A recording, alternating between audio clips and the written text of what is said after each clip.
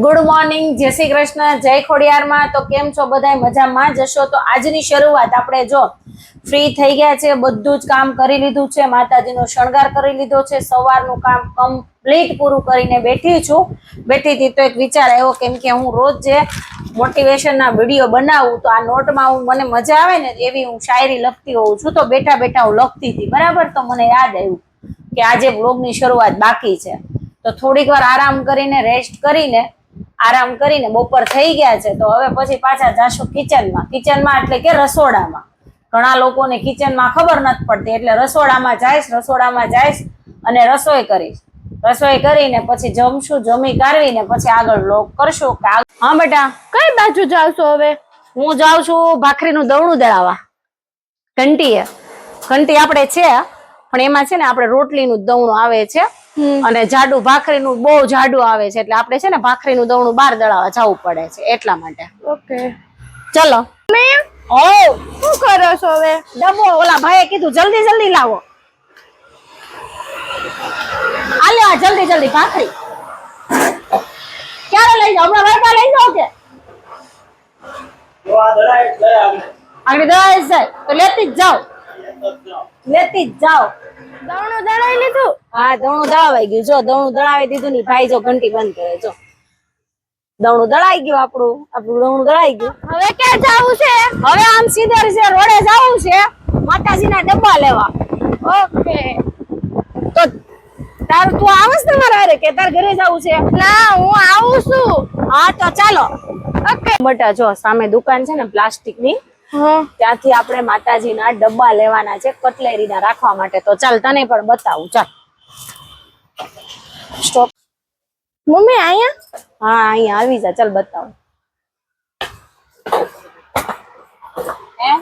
15 મિનિટનું ઓપરેશન થઈ ગયું। મને ડબ્બા આપો ને નાના। હા મમ્મી ડબ્બો લઈ લીધો? હા, જો એક લીધો છે, બીજા આવતા બુધ ગુરુમાં આવશે। હાલો, ગમે લઈ લે એમાંથી અને ઓલું બેવું એક લઈ લે। હવે આપણે જાશું ઘર બાજુ।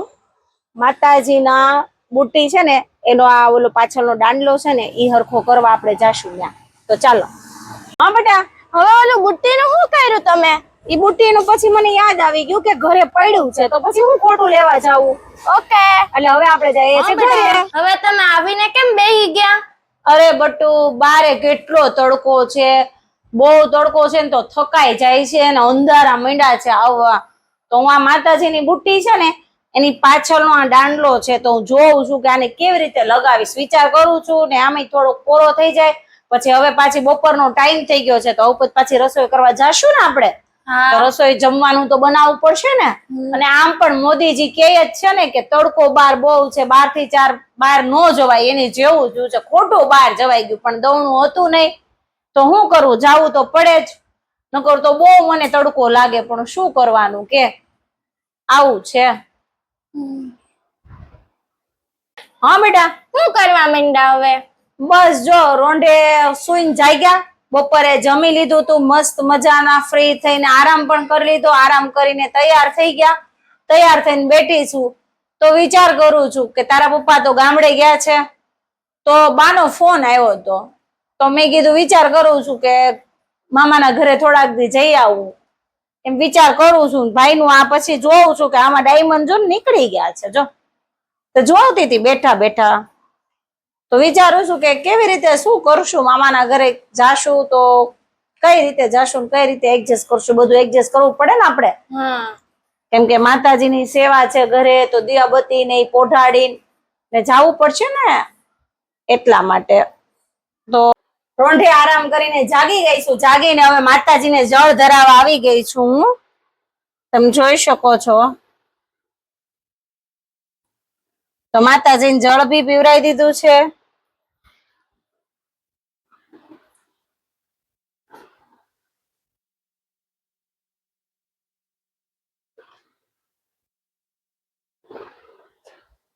જો મસ્ત મજાનું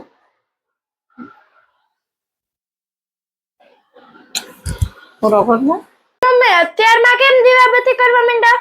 અરે અત્યાર નથી દીકા, 6:30 થઈ ગયા છે ને મામાના ઘરે જાવું છે. તો માતાજીને આપણે દીવાબત્તી કરીને એમ કરીને જાવું પડે કે નહીં? હા. તો પછી માતાજીને આપણે એમનું થોડું વયું જવાય? જવાય? નહીં. તો પછી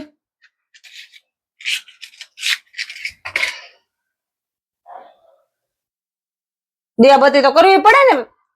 પેલા અગરબત્તી કરવાની માતાજીની, મારે જો પછી અગરબત્તી આમાં મૂકી દેવાની ખોડિયારમાં નામ લઈને. તો હવે વાયટું સ્ટોપ કરી દે. ચાલ. મમ્મી, હા બેટા બોલ ને. હથેળીમાં હું લગાવ્યું? હથેળીમાં કઈ વસ્તુ લગાવતી જ નથી હું. આ ખાલી વ્હાઈટ છે ઘી વાળી, અને વ્હાઈટ ને ખાલી આમનામ મૂકી દઉં છું. જો તું આમનામ મૂકી દઉં છું ને હવે પ્રગટાઈ દો વ્હાઈટ. આગળ એમના પ્રગટાઈ દો વ્હાઈટ.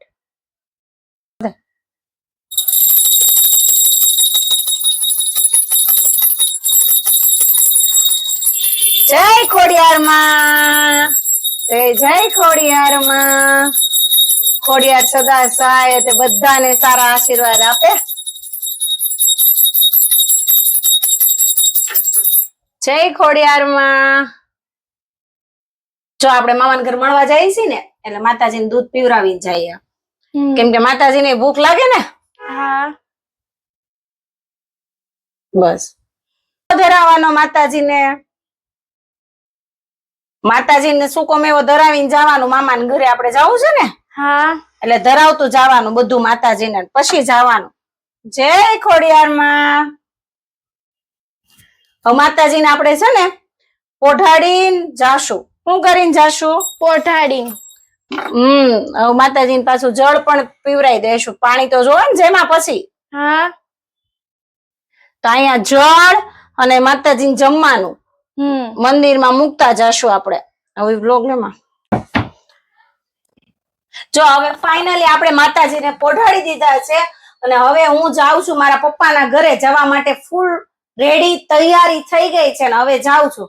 તો ચાલો હવે તમને ઈ જર્ની બતાવું મારા પપ્પાના ઘરની. ચાલો. હા બેટા. હવે હું કરવા માંડા? હવે જો આ બધું પેકિંગ કરવા માંડીશું. તૈયાર થઈ ગઈ મામાના ઘરે જવા માટે. વોચ બોચ પહેરી લઉં, ઘડિયાળ ને એવું.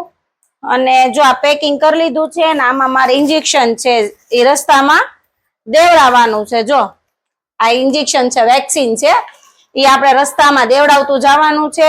અને મામાના ઘરની તૈયારી થઈ ગઈ છે. જો આ બેગ ભરી લીધી છે, અહીંયા ચૂની લઈ લીધી છે ને આ 2 થેલા લઈ લીધા છે તો મામાના ઘરે જવા માટેના. તો હવે આપણે માતાજીને દીવાબત્તી કરશું, સૂકો મેવો ધરાવી દેશું, માતાજીને જળ ધરાવી દેશું અને પછી પોઢાડીને પછી જાશું. પછી પાછા ઘરે આવશું. 2 દિવસ રહીને મામાના ઘરે રહીને માતાજીની સાર સંભાળ કરવા તો આવી પડશે ને. તો આપણે પાછા આવશું ને પાછા મામાના ઘરે જતા રહેશું. હા બેટા બોલો. હવે કે ટેશન લેવાનું કે સીધું મામાના ઘરે? અરે બેટા આજે તો ટેશન જ નથી લેવાનું, સીધું મામાના ઘરે જવાનું છે. કેમ કે વાગી જશે 7 અને 12 વાટ જોવે છે બેટા. એટલે નો ટેશન, નોન સ્ટોપ સીધા ઘરે. મામાના ઘરે આવી ચીબડું ખાવા માંડા? અરે હા હજી પોગી શું બેટા, પોગીને સીધું પાણી નથી પીવું. અને બાઈએ જો સીબડા મારા માટે તૈયાર રાખ્યા સુધારીને. જોતું છે ને બાકી રેડી. જો બા મારા માટે તૈયાર રાખ્યા હતા, બહુ મસ્ત છે પાકેલું સીબડું. તો ચાલો ખાવા તમે પણ.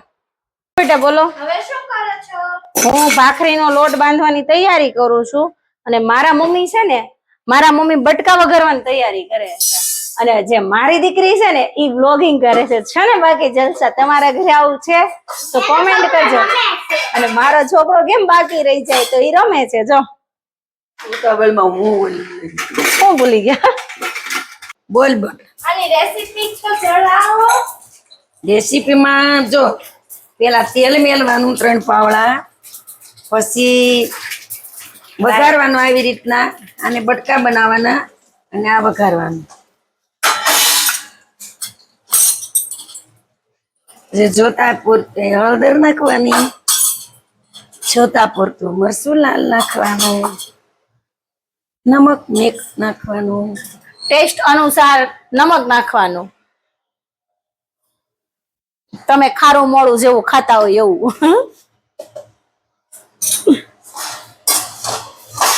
જો મસ્ત ના બટકા થઈ જશે હમણાં રેડી.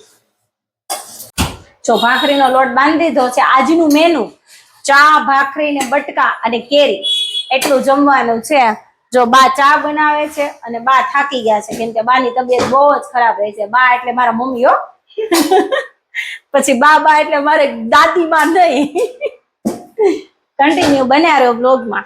મારા મમ્મી જમવા બેસી ગયા છે, મારા પપ્પા જમવા બેસી ગયા છે અને મારો પણ વારો આવી ગયો છે જમવાનો. મારા ભાઈ, મારા ભાભી, મારી ભત્રીજી એ લોકો ગયા છે ગામડે સૌરાષ્ટ્રમાં આટો વીટો કરવા માટે ગયા છે. ને મારો છોકરા ગોપી ઈ બે ટીવી જોતા જોતા જમે છે. જો દ્વારકેશ ને ગોપી સામે ટીવી છે ને તો ટીવી જોતા જોતા જમવાનું ચાલુ છે બેયનું.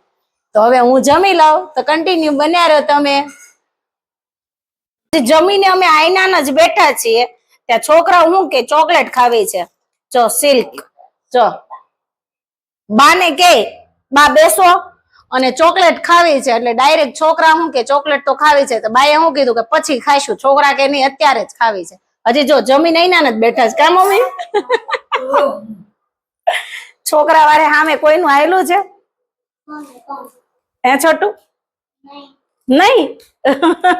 જો ભાગ પાડવા માંડ્યા છે, વેચાવા માંડી છે, પીસ થવા માંડ્યા છે, થોડીક તો મોઢામાં જાય છે. ગાઈસ ફાઇનલી થઈ ગઈ છું ફ્રી થઈને વાસણ ને ઉઠીને બહુ મસ્ત મજાની પવન ખાવા બેસી ગઈ છું. અને જો આ મમ્મી ને હું સપ્તાહ સાંભળવા માંડ્યા છીએ મસ્ત મજાના. તો મળીએ એક નવા બ્લોગની સાથે. જય ખોડિયારમાં, જય શ્રી કૃષ્ણ. મળીએ એક નવા બ્લોગની સાથે. લાઈક શેર કરવાનું ભૂલતા નહીં અને સબસ્ક્રાઇબ કરજો, કોમેન્ટ કરજો જેથી કરીને મને ખબર પડે કે કેવા લાગે છે તમને મારા બ્લોગ.